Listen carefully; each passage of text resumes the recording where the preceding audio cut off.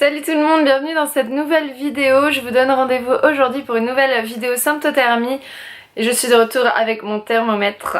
Alors on se retrouve aujourd'hui parce que j'ai eu pas mal de questions au niveau de la prise de température et je me suis dit que ce serait sympa de vous faire une petite vidéo récapitulative sur comment prendre sa température pour la symptothermie.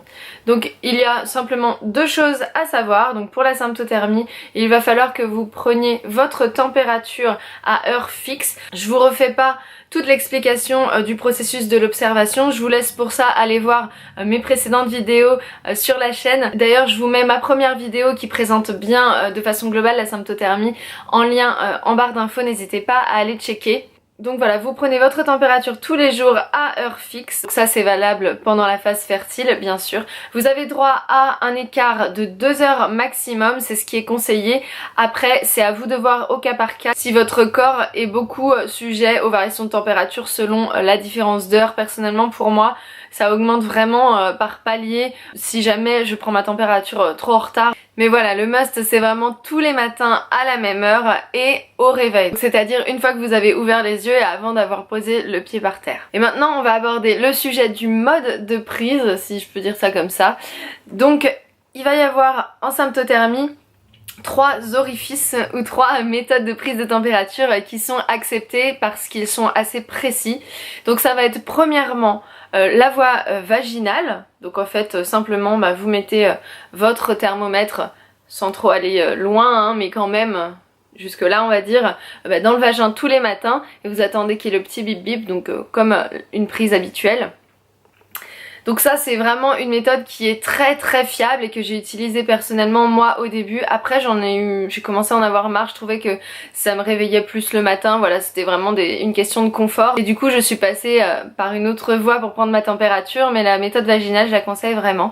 Ensuite vous avez la voie rectale, du coup donc comme quand on prend sa température quand on est malade, c'est exactement le même principe que pour la voie vaginale, sauf que vous passez par la voie rectale, c'est très glamour comme vidéo. Et enfin on a la voie buccale, donc c'est celle que j'utilise moi personnellement.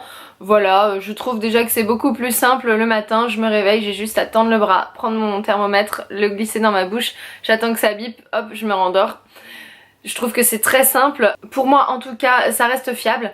Voilà, le seul souci c'est que ça peut peut-être être moins fiable si vous dormez la bouche ouverte. Donc ça pareil, c'est au cas par cas. C'est à vous de voir comment votre corps fonctionne par rapport à ça. Pour moi ça fonctionne très bien. Et l'important aussi dans la prise buccale, ça va de prendre toujours la température au même endroit. Donc moi personnellement je le glisse sous la langue à droite et je fais ça vraiment tous les jours au même endroit, au fond de la langue. Avant j'appuyais super fort et tout, mais je me suis rendu compte que ça servait à rien. Donc voilà pour la prise de température. Faut que j'arrête de tenir mon thermomètre comme ça depuis tout à l'heure. Donc je disais, pour la prise de température, donc les choses à retenir c'est qu'il faut la prendre à heure fixe avant de poser le pied par terre. Et vous avez 3 voies acceptées en symptothermie car assez précises, donc la voie vaginale, la voie rectale et la voie buccale. Maintenant à vous de choisir celle qui vous convient le mieux. Si vous cherchez un thermomètre, je vous laisse découvrir dans le lien en barre d'infos le thermomètre que je vends personnellement et que j'utilise moi aussi depuis 6 mois maintenant. Il fait vraiment super bien son travail, donc je le conseille, c'est celui que j'utilise et il est top. Si vous avez aimé cette vidéo sur la symptothermie, je vous laisse me mettre un gros pouce bleu pour me soutenir. N'hésitez pas à me mettre des commentaires si vous avez des questions, des suggestions ou des remarques à me faire. Je me ferai un plaisir de vous répondre. Je vous souhaite une très bonne journée, je vous fais plein de bisous et je vous dis à très bientôt pour une prochaine vidéo. Salut!